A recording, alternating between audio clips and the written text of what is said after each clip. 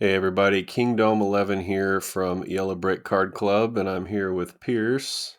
Pierce, how you doing? I'm doing all right. How are you? I am well. I'm enjoying this. Our second go round, and after, I don't know, 20 minutes the last round, I kind of forgot we were even recording. It was more like just having a chat. Definitely. We're going to kick it off this time, I think, with some card related activity. And Pierce, I'd love to ask you what you have something cool going on right now with a break fundraiser for Florida and related states impacted by both hurricanes. So you want to talk about that? Because I think that's pretty much the awesomest thing. Well, thank you very much. Yeah. You know, we've been doing this for a while, and there's a few people that have been taking part in my breaks and your breaks, for a long time. And just kind of the past few weeks have been following along with them, being down in Florida, being kind of in the thick of it.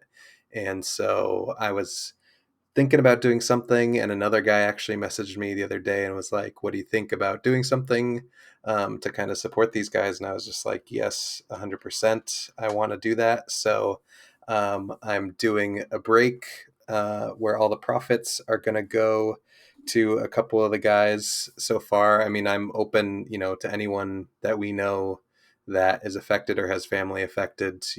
I whatever we can make extra to help them out.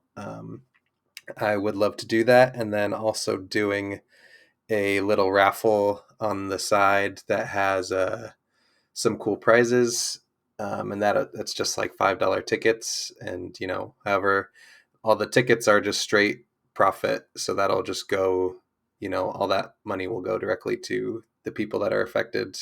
So we have a Stadium Club compact hobby box. I'm doing a $50 quote unquote eBay gift card where I'll just find something cool, like whatever you want. If you want to get a specific card or you want to like tell me a player and I'll find something cool, whatever it is. I just always like doing stuff like that. And then Riggy, another breaker, donated a Logo Fractor box as a raffle prize, um, which was awesome. And then the last one is just a break spot in the break, which is just a mixer of Chrome, Logo Fractor, and something else that is 2023 Chrome update. Um, so yeah, just the least that I can do to help people out that are going through crazy stuff right now. That's awesome, man. That is awesome. I know we've reached out to a couple as well, uh, hooking them up with some hobby related stuff to maybe give them some brain relief from real world stuff. For sure. And I think we're saving our chatter about our breaking philosophy and all that for a future episode. But I think it does feel appropriate now to just mention, like, how cool is it that we can, one, recognize that sometimes the hobby is a cool escape, nothing wrong with that, but two, we can depart from hobby all the time and kind of get after it. I kind of, for better or worse, uh, basically called my pirate ship account and just double checked addresses Hmm. um, to see if I missed anybody that I'd forgotten or hadn't shipped to yet or something like that, or hadn't shipped for a long time. And then I messaged one of them and mentioned that, and the way I'd phrased it sounded a little stalkery, like, "Oh, yeah, we're scoping out your house, and noticed it was right here." But I think they hopefully understood it was coming from the right place. But Yeah. um, yeah, that's awesome, man. I kudos to you. I think we should all be doing something like that. So that's awesome. Yeah, definitely. I mean, and so many people in the group have like, you know, tipped me or just like given me extra things or whatever, that it's like it's literally the least that I can do to give back. I mean, that's like, to get into it a little bit with breaking in general, like the biggest and best unintended side effect of me starting this is like finding all of these awesome people in the hobby and like just the full spectrum of people across the country, and it's just like they're all coming together just to appreciate baseball and baseball cards and just doing awesome things for each other. So it's just Hmm. really, really cool to see and be a part of. Yeah. Yep. I agree with you 110%. I guess we're just gonna just dabble in the breaking philosophy because I can't help Yeah, myself. But yeah. that is something I've thought of on, and I'm not gonna say too much about platforms I'm not a fan of, but there's plenty of the corners of the hobby that are just of zero interest to me. Hmm. And it's chase and it's money and it's nothing but those two things. No personal stuff. Like, I mean, how many, and I guess at this point, hobby friends would be the terminology. And I haven't met many of them in real life, a couple of them, but Yeah. just way cooler to me than, watching a corner salesman hawk product and whatever. So, um, it makes the whole thing just way more fun. 100%. Yeah. Well, that's awesome. We were going to touch on some new releases, which we did a little bit of last time, but Logo Fractor, which I know is very popular and just, I guess, redropped, yesterday? Is that right? 2 days ago? Right. Yeah. I mean, I don't know. I guess using the sliding scale of all prices going up on everything, including cards, box cost was somehow not as crazy as I thought it would be, mostly because I didn't think it was going to be available on the primary market again. But Yeah. Right. the cards look awesome. I know Wax Moronic with us, the Yellow Brick Card Club, he broke some a few days ago. They're just absolutely beautiful. Um, Have you? What's your relationship to Logo Fractor? I guess would be where we start. Yeah, my relationship is pretty non-existent with Logo Fractor. I'm fairly new to the hobby, like literally the past calendar year has pretty much been like me diving headfirst into it. So I wasn't super familiar with it to begin with. And then just looking at it, it's not my favorite. Like, obviously, the parallels and stuff are really cool. Like, that's one of the best parts about Chrome. But I just don't see the appeal of the logo fractor over the regular Chrome. Obviously, it's Gotcha. more, I think the checklist is a little more streamlined and it's uh, more affordable than Chrome, of course. But yeah, just personally, I'm not super jazzed about it, but that's not to say that, everybody has different tastes. So Yeah. uh, I'm not planning on breaking any of it, but except for the mixer that we're doing. But you know, it seems cool, and I'm glad that other people can appreciate it, and also, especially kind of like you said, that other people can get their hands on it. That it's not like even today. I think it's still they still have boxes and cases available on the website, so Yep. it's not like some of their other products that kind of like drop in this online release and then prices go up 200, 300%, and you're just like, what? Why is this happening? Yeah. I probably in large part because of the release timing, but Logo Fractor was talked this year in close proximity to Sapphire, Hmm.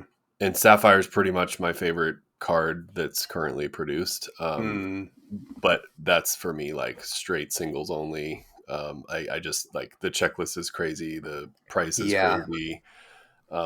Breaking it is problematic. There's just but the card itself, ignoring those other factors, is just amazing. But the difference, of Yeah, course, is that Logo Fractor is, I don't know, a quarter of the cost or something. Um, exactly.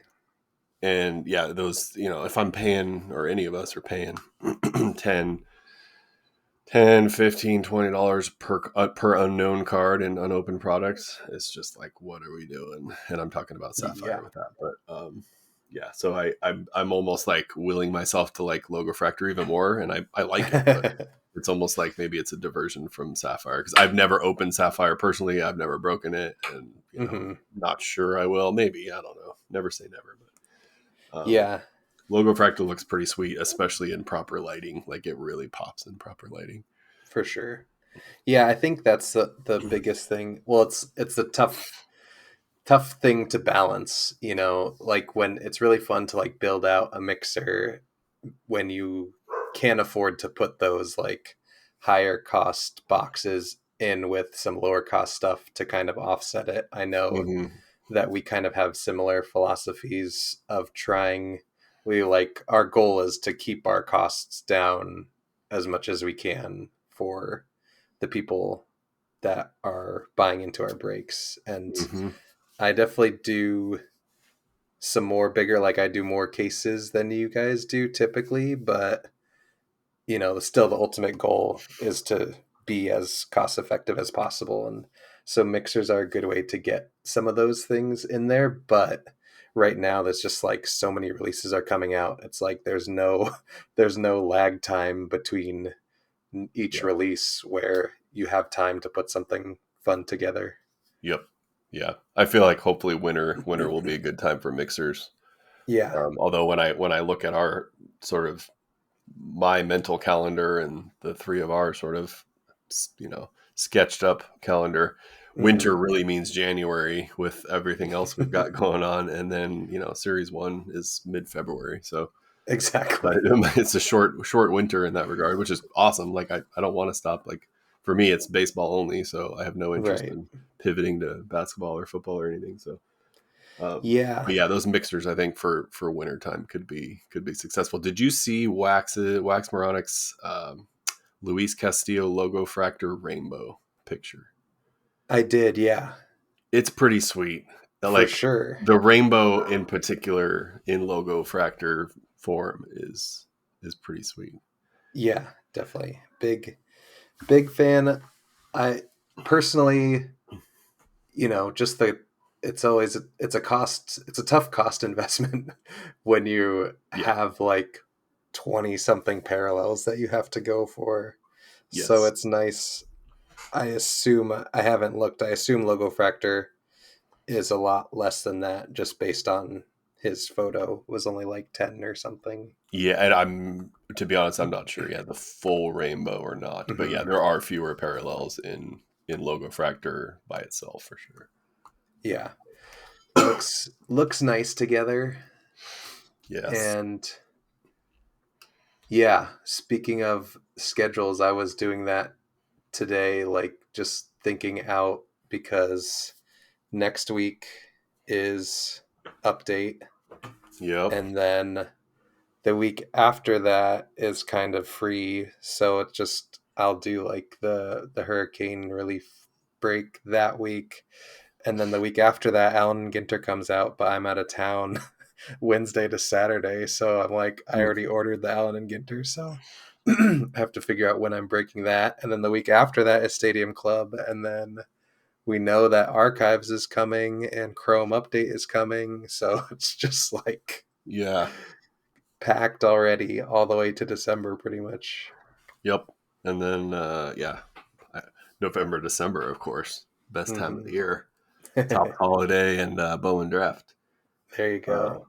Stadium Club, which I think is a lot of people's favorites. It's Yes. one of mine. I had mentioned earlier today that not only do I just love it in general, but it's one of the few for update, for example, the Mariners checklist, my PC team, nothing crazy in there. I still want some Hmm. of the cards, but like there's it's not, the Mariners are not the hot team for by any stretch. But in Stadium Club, like assuming they have most relevant current Mariners, which they of course will, like I just want the whole team set. Like I don't even need to look at the checklist. And I'm Yeah. looking at it. I'm staring at it right now, as a matter of fact, because some of these inserts I don't know what they look like yet, but I'm intrigued. And then I was curious your take on the Chrome part, because I have a strong opinion on a standalone Chrome for Stadium Club and the insert version, or the version that comes in regular Stadium Club. So um, I'm actually kind of excited. I think this is the second year in a row we haven't had a Chrome Stadium Club standalone. Mhm. which I personally like. But they're all still getting like the full chrome treatment this year. Is this a Yeah. thumbs up or a thumbs down from you? I mean, like I said, I haven't been super into it, so I don't have a super strong preference because I didn't know what it was like before when there was a separate set. Gotcha. But I do think it is a thumbs up as opposed to last year when it was only, a third of the checklist or whatever had Chrome cards. I'm very glad that everyone has Chrome cards this year. Yeah. Yeah. The big question will be what parallels do they have, and does this mean everyone has a gold minted card, everybody has a white pearl refractor? Mm-hmm. All those things we won't know for a little bit longer.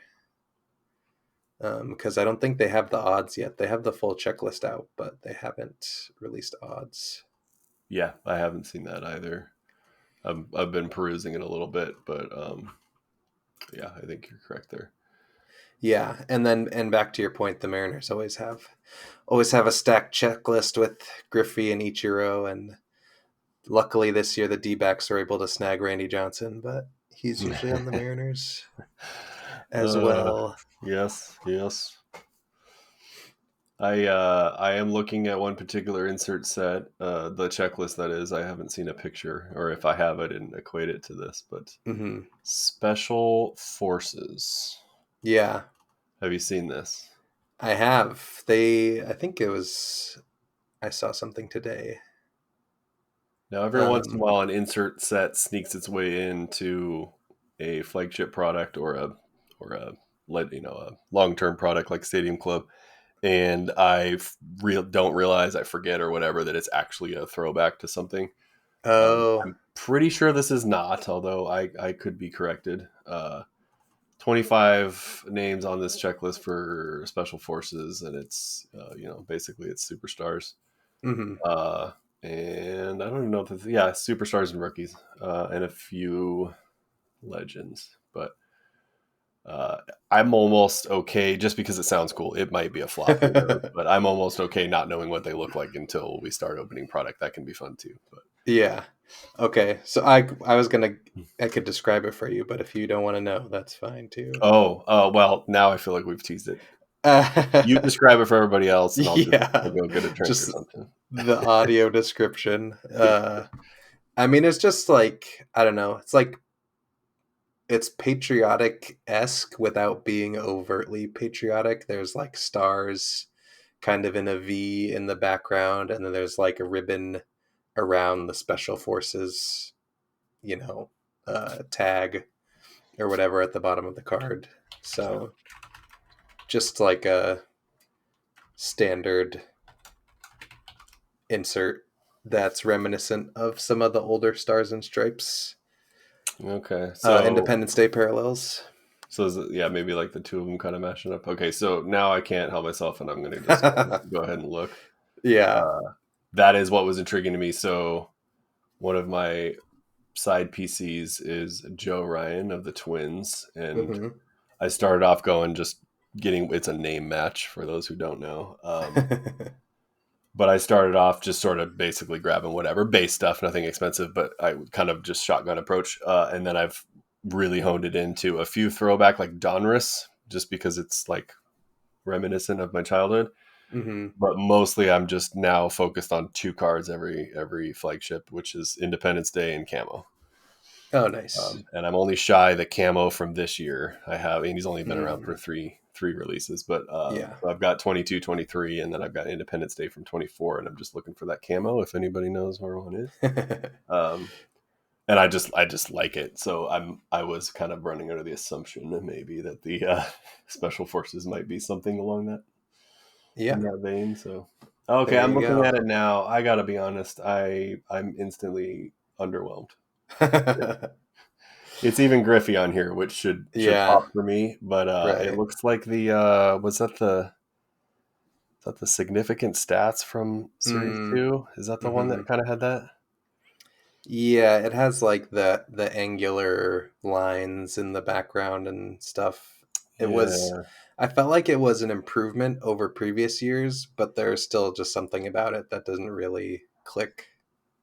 Yeah, it looked like something I could design, which I'm not a designer, so that tells you Right. what I mean by that. But I don't know. Maybe it's like a see in person sort of situation. But Yeah, exactly. That's the biggest thing. I remember when I first saw 2024 flagship, I was like, this looks so weird. Like, what are they doing? But then seeing it in person, now I'm like, 2023 looks disgusting in comparison. Like, yes, 2024 looks so good in person, and yes, 2023 is so bland. yep. I agree. I although I'm wondering how many years this can go on, but like in 23 with the the smaller pictures of them at the bottom there Hmm. made 22 look terrible. Right. If you go a few years before that, I think a lot of the sets looked good, but Yeah. I feel like we've made improvements for at least three in a row. But yeah, I am greatly anticipating opening hopefully a lot of Stadium Club, um, Yes. and inserts are. I don't even think that's the main gig, right? Because like the Special Forces, for example, does not scream Stadium Club other than the Right. logo Yeah. at all. The base is where it's at, and the parallels of the base. So Exactly. That was my biggest takeaway from 2023. I didn't open any hobby products, partly because like all I saw was people posting like, look at this terrible rookie auto that is, a nobody basically. Like they just completely diluted the auto checklist, which isn't atypical for tops products these days, but it seemed like mhm. especially egregious with Stadium Club that there were just all these like no name autos as your guaranteed hit. So Yep. I did a lot of blasters. I think I did two cases in one break, which was possibly ill advised, but it was fun. Uh, and then I did one other case on top of that one, more spread out into smaller breaks.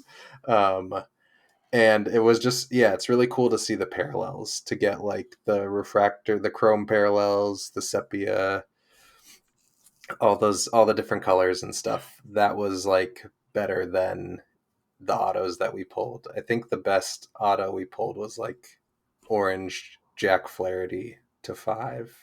Yeah. That was, and then at that point, it's like any auto is a bonus because it's out of a blaster, so it's not expected. Yep. Yep. I think the with something we touched on the last time we did this, the strong PC nature of our folks that are in our breaks. I just can't imagine a better product from that perspective, because if you're getting even base or base adjacent stuff of the team you collect anyway, like some of these images are pretty sweet, and some of them are images probably from games we've been to and stuff. So For sure. um, and while it did come out, I think what 25 dollars higher than last year. I think Hmm. I don't love that concept as a whole, but Right. it's still a very affordable product, especially in a pick your team format or something of that nature. So Definitely. it's, I think, right in our wheelhouse. 100%.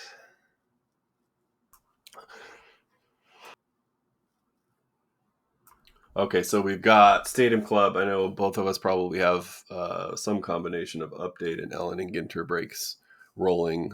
For us, this is a weird period because of this little bit of a lull this come before we get hit with probably what 4 releases in quick Yeah. succession. So we've already got multiple update breaks full, another one open. Ellen and Ginter is open, um, so we're just like poised and ready Yeah. ready for the fun. You are, I think you're probably in the same boat, right, with Alan and Ginter and update. Yes, I have. Update is full, but I haven't opened Alan and Ginter yet, which I need to do. But I also need to figure out exactly when that break will happen. So it's probably this week. I might as well open it up, and I am still holding out hope for Cosmic Chrome, as unlikely as it will be now that we know it's for sure going to be EQL um, lottery. So Mm-hmm. we'll see what happens on Friday if I can snag a few boxes, but not too optimistic about that. You know, I didn't even we didn't discuss this ahead of time. It just kind of popped into my head because we kind of had to skip over it because of the um, all the releases coming out at once. But a product that surprised me based on checklist alone, I've only seen one in hand, but Sterling was Hmm. surprisingly, I don't know, refreshing, I guess. Bowman Sterling is not historically a great Bowman release at all. Hmm. And it's usually flooded. And I flirted with the idea of breaking some, but it just didn't really fit. And maybe that's a winter mixer or something. But Right. it's not draft, it's not main Bowman, it's not Bowman Chrome. It's sort of the in the back seat somewhere. But the checklist is pretty sweet, and you get I think it's 5 autos per box. That's not bad. Yeah, so I might just kind of file that one away maybe for the future. They're not going to keep value like a Bowman flagship stuff would. Uh, Hmm. but again, back to the PC thing. If it's a guy like the one I was looking at was Lazaro Montes, which is my main prospecting guy that I chase. Hmm. Very affordable. It's not a Bowman first, and that's fine. So like it's like a dude I Yeah, like to collect. So um, exactly. yeah. I would I would be in a lot more trouble if they actually my main guy is Gino Groover for the D-backs, and he just had a first auto in base Bowman, and he doesn't have any other cards because Mm, Tommy Troy was drafted higher and went to Stanford, so he gets all the shine in the sets. So it's it's better for me in my wallet that there are not more Gino Gruber cards out there, but yep. I wish there were. We'll see. Maybe next year he'll get some more respect. Yeah, I love Bowman, as I've probably mentioned multiple times, but uh, Lazaro Montes, for example, he's kind of the main guy I've been going after, and I attempted a paper rainbow, but the rainbow being like starting like 50 and bigger.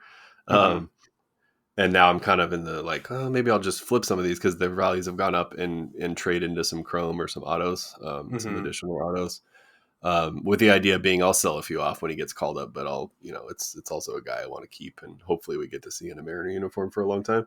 For But sure. then it's like these mixed bag of emotions when they put out the latest top 100 list. He's top 50. I want to say like 47, which you want to see out of your prospects. I'm a fan. I want to see him do well. But then he's top 50, which means he's expensive. So my chasing and piecing is getting significantly more challenging because I'm not a guy who's going to drop a ton of money on one single card. So For sure. um, it's a happy and sad all at the same time. Yep. Yeah, it's wild. I mean, I used to be in like a full dynasty fantasy baseball league where you keep your whole roster and there's a prospect draft every year and all this stuff. So I was like super into the prospecting like 10 years ago, and it's just like there's still like those blue chip guys that, are top 5 pick or whatever, but for every, guy that works out, you have the like Mark Appel, who just had a rookie card in 2023, and he was like the number one overall pick in like Yeah. 2011 or 2012 or something like that.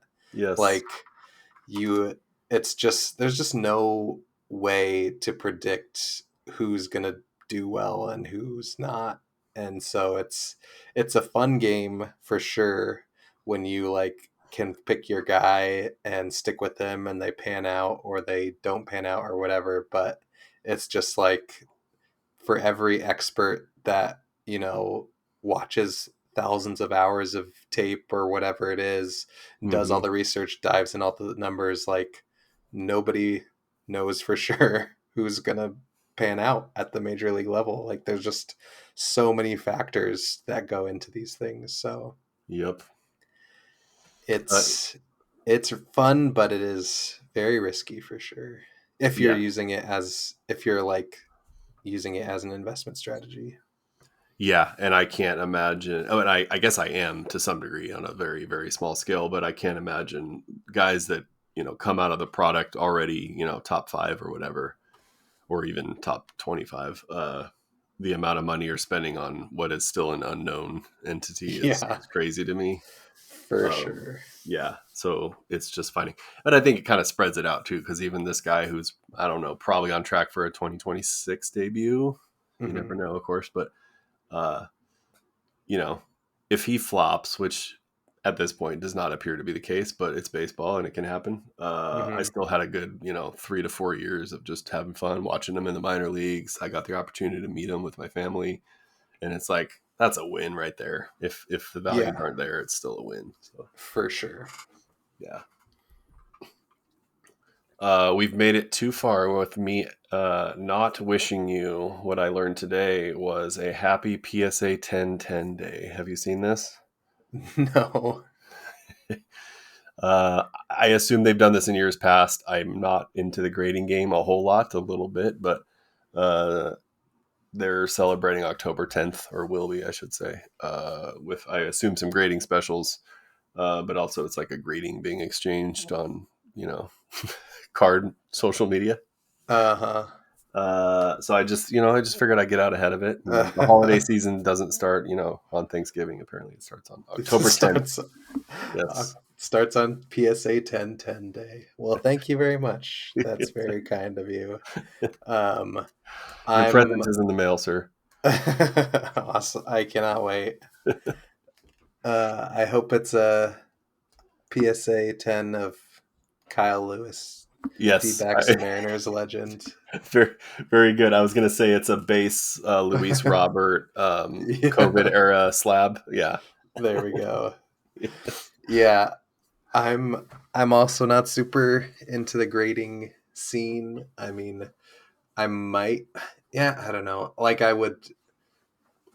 I'm like kind of tempted because the biggest one of the biggest factors for PSA for me is the price is just like obscene. Like I can't Yeah. believe that there's you just don't know how much you're paying when you submit it. Like, and if you submit it and then say, like, for example, let's say you submitted like a Tyler Fitzgerald card for grading in April and then they don't get to it until June and he's having this crazy run and his cards are going for like $500 and they're like, oh, actually it's going to cost us $100 to grade this card now, and you're just like, what Yeah. what like what world does that make any sense? So The upcharge is maddening to me. I can't stand PSA for it.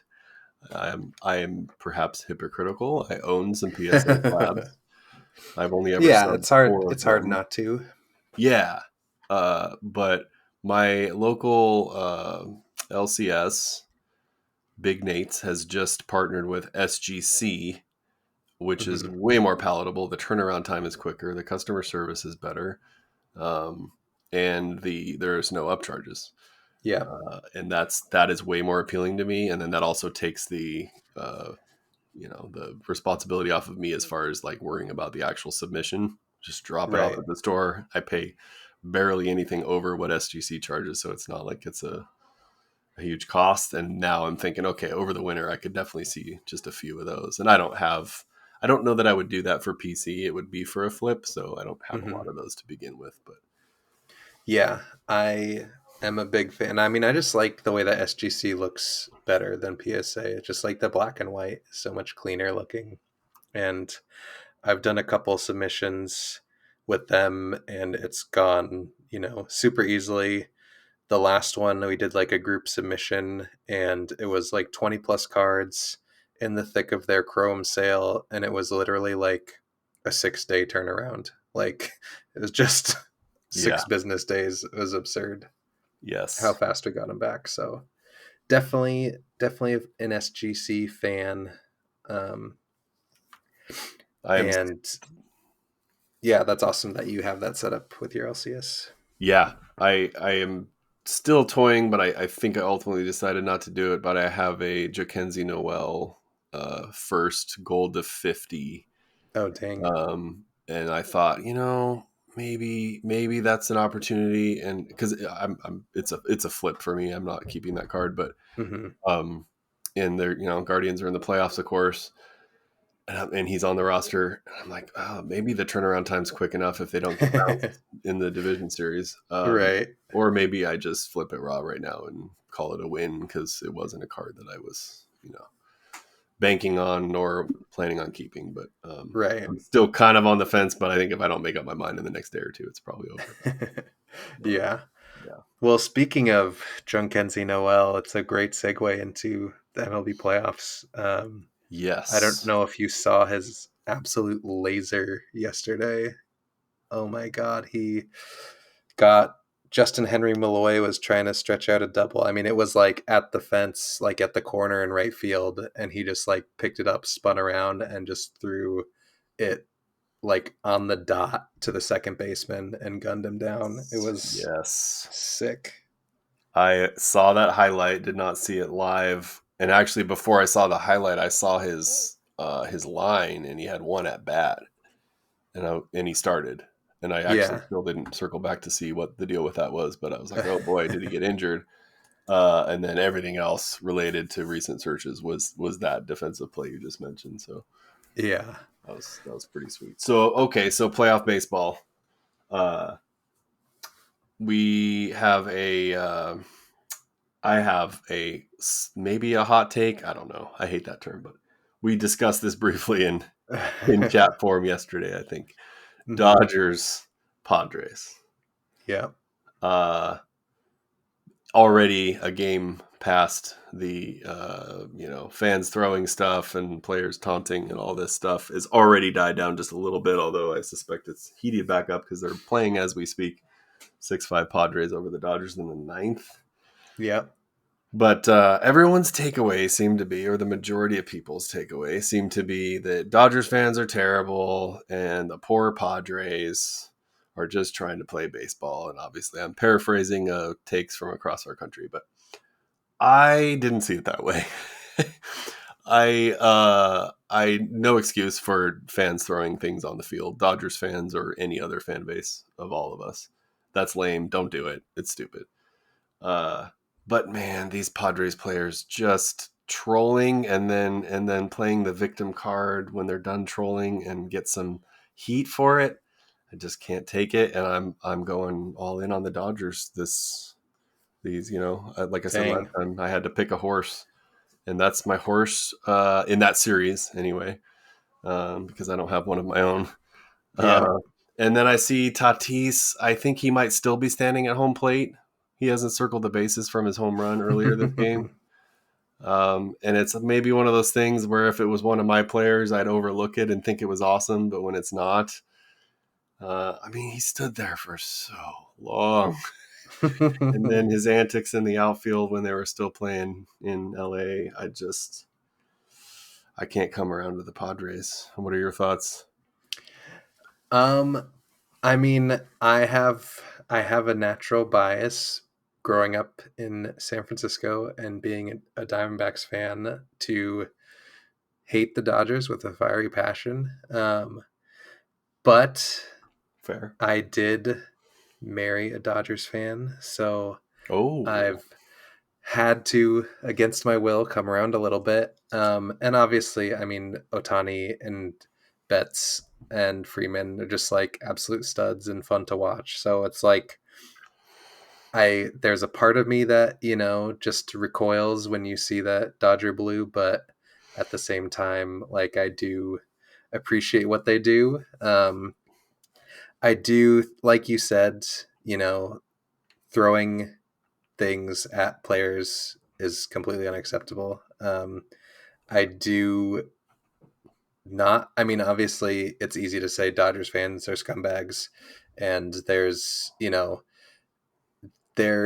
fans of literally every single team has fans that are scumbags. There are some fan bases that are bigger, some fans are more likely to be at a game, some fans are more likely to be getting drunk in the bleachers because it's cheaper to sit out there, and that's what every ballpark has the bleacher creatures. Like it's Yes. not it's not a unique aspect of Dodgers fans. And um I don't quite agree with you about the Padres trolling. I mean, I do, I think in the past 5-10 years or whatever, we've seen this younger group of guys come into the league, and they're having more fun. They're able to express themselves more. Like the bat flips are awesome. Like seeing Shohei's bat flip the other day, like seeing him show that fire and just like chuck the bat down to the side was awesome. Like I all these shows of emotion I think are good for the game, and it just makes it more fun to watch. And I think, it's when they're doing it, you can jaw right back at them. Like that's the beauty of having those seats where you're behind the fence and you can, talk smack to the players, but then you also have to know that that's going to fire them up a little bit too. So it's a Yeah. double-edged sword. Yep. And I will admit, there's certainly room for hypocrisy with my statement, because I also thought Otani's was awesome, Hmm. and others. So that's just the most recent example, and couldn't stand Tatis's. And then Yeah. I could try to justify, well, Tatis stood there for 3 minutes, and Otani just forcefully threw a bat and then ran. Hmm. But yeah, I mean, right? We're fanatics. This is how it goes. Like, I don't have to be rational, I don't think. So, Exactly. did you see the camera angle from the stands of the guy throwing back the ball that Profar handed to him? Yeah. That was cool to me. Like, that was a good exchange. The fan had no malicious intent, but he was also like, no Right. way I'm keeping this ball, which if I were him, I would have Yeah. kept it. I don't know why he wouldn't keep the ball, but more power Exactly. to him. That's his call. And I don't think that none of that by itself was the problem. I think Profar probably thought it was funny. Yeah, he was But of laughing. course That it went south from there. But Exactly. Yeah, that exchange I thought was perfect from both guys. Like Profar came over, was just like joking with them, gave him the ball, and then the other guy just chucked it, and they're both laughing. And that exchange in itself, was great. That's what it's all about, being able yeah, to have those interactions. But then, yeah, it just evolved from there. for sure. And this is will not be breaking, of course, breaking news that is. But the Padres just rolled them up, so it's 2-1 in that series. Dang. So that will be interesting to continue to watch. Did you watch any of the Mets Phillies today? I just saw some highlights, but I wasn't able to tune in. The biggest, the best video I saw was the subway train doors opening up filled with Mets fans, and they see Grimace boarding on the subway and just start going crazy. Nice. Nice. Yeah, I didn't catch it live either. I've actually always had a soft spot for the Mets. Maybe it's like an anti-Yankee thing, which I am. Hmm. More recently, it's my friend in YBCC land, who is a diehard Mets fan. So Of like course. I'm in this series. I'm all in on the Mets, and I'm bandwagoning them. I'm not regularly a fan, but and I also really am not a big fan of the Phillies, so that's like an easy go Mets for me. Yeah. But Yeah, like we were talking about, I spent some time in New York and definitely adopted the Mets as my New York team while I was out there. So as frustrated as I was that they rolled over for the Braves to let them into the playoffs and keep the D-backs out, I still can't help but cheer for the Mets, and appreciate what they're doing. It's just like you look at the team and you're like, this team doesn't seem that good on paper, but they're just vibing right now and just firing on all cylinders. I mean, Lindor 100% is like NL MVP runner up. I mean, there's no way, there's people try to have the debate between him and Otani, but even with yeah, him playing defense, like he's just not even close. But yeah, definitely second place for MVP, and then Alonso's bat seems like has been waking up and freaking Jesse Winker has been going off. So when you have those guys getting hot in like the middle and the bottom of the lineup, then that's what you want to have happen in the playoffs. I blacked out after you said Jesse Winker's name. Couldn't PTSD. hit or use a glove or play the game of baseball when he was with Seattle and abandoned us during our playoff run. And then I see him going yard for the Mets. He's the one detractor for me. If I could just Yeah. pretend they have a roster short one player. Yeah. And this is nothing personal, obviously, just another guy leaving Seattle and watching him in the postseason. So Yep. this is a practice I'm well versed at, unfortunately. Yep.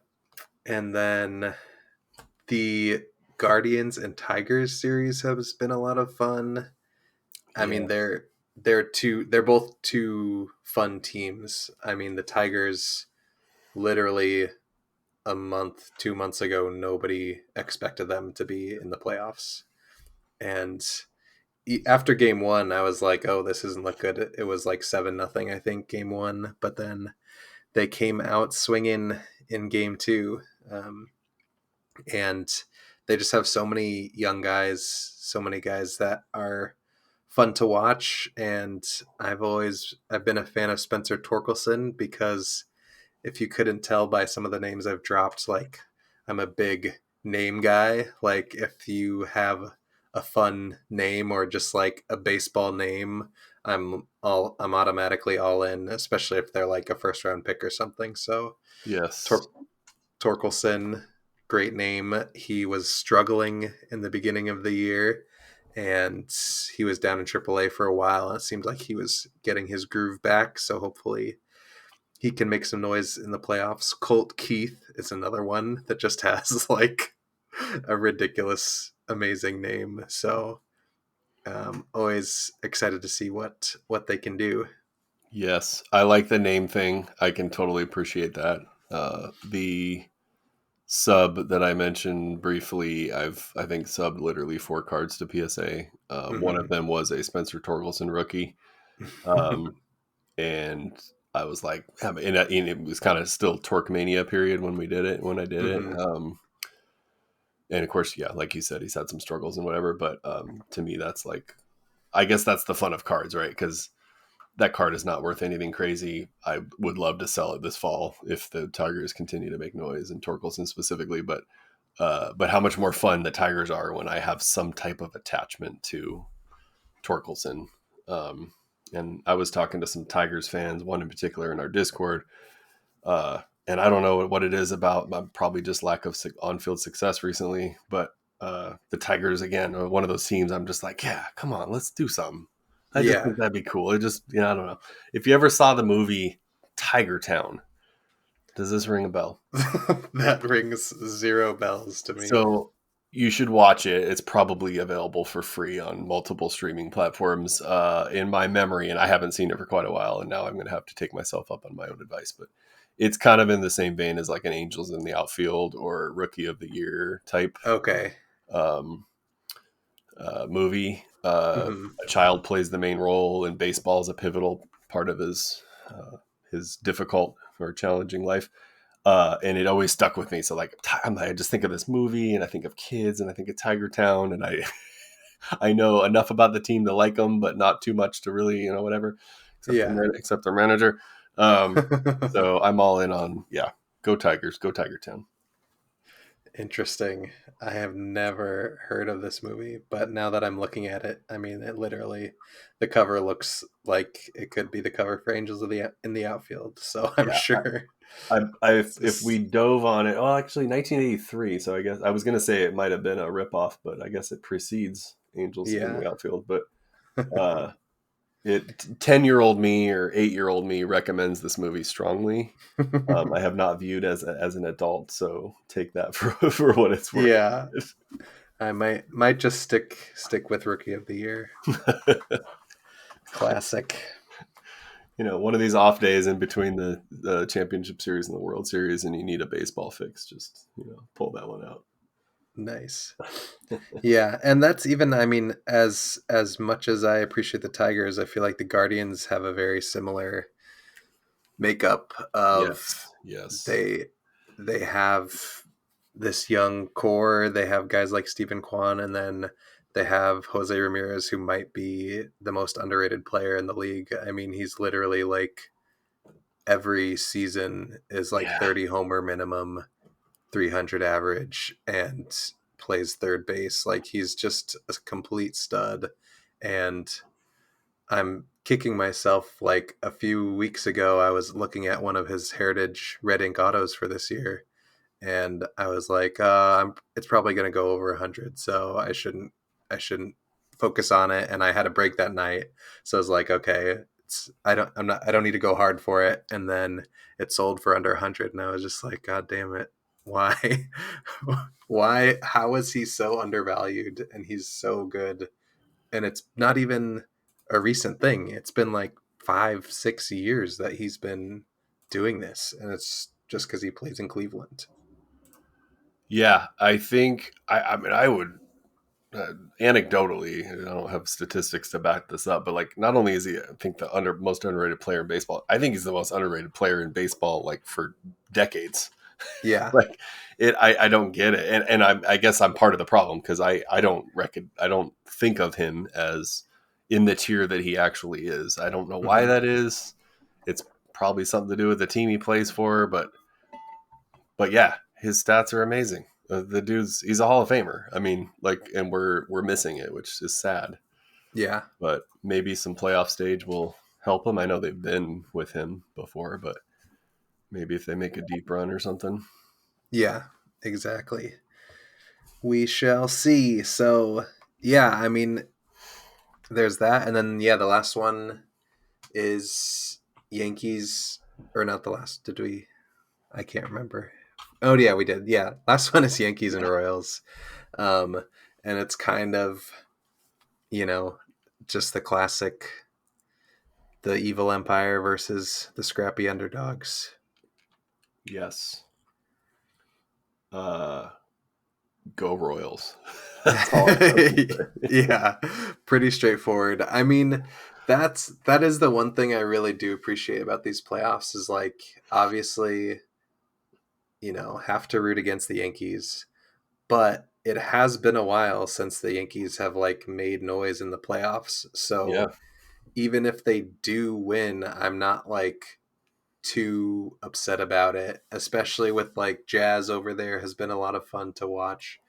Verdugo is always just like an insane person, so it's surprisingly to myself, it's not the worst thing, but I would like to see the Royals win and see more Bobby Witt in the playoffs. Yep, I agree. I baseball's weird. I grew up in peak, the Mariners' heyday of my childhood anyway, was very much correlated to or not correlated, but occurring at the same time as the Yankees, 90s and early 2000s dynasties.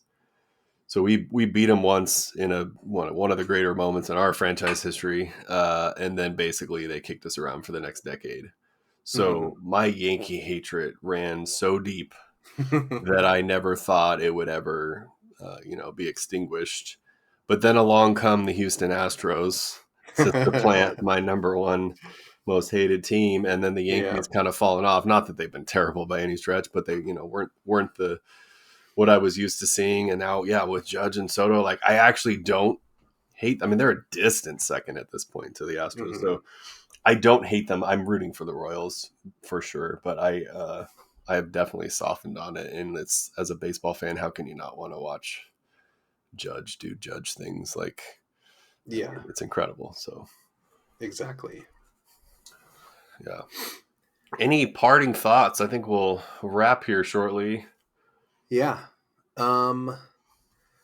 I don't think so. I feel like we covered a lot of ground, had a lot of good stuff to talk about. So, just as always, thank you for asking me to do this in the first place. I am very much enjoying it and looking forward to continue doing it. Yeah, man, right back at you. And a quick shout out to Metsy, go Mets, who is, I think, hopefully reveling in a Game 3 win. And also to Wax Moronic, who's not feeling so well, which is why it was just the two of us tonight. But both those guys are awesome, and we'll be catching them on future episodes. I appreciate it, man. It's great to talk shop. Yeah, great to talk to you too. All right. Have a great one. You too.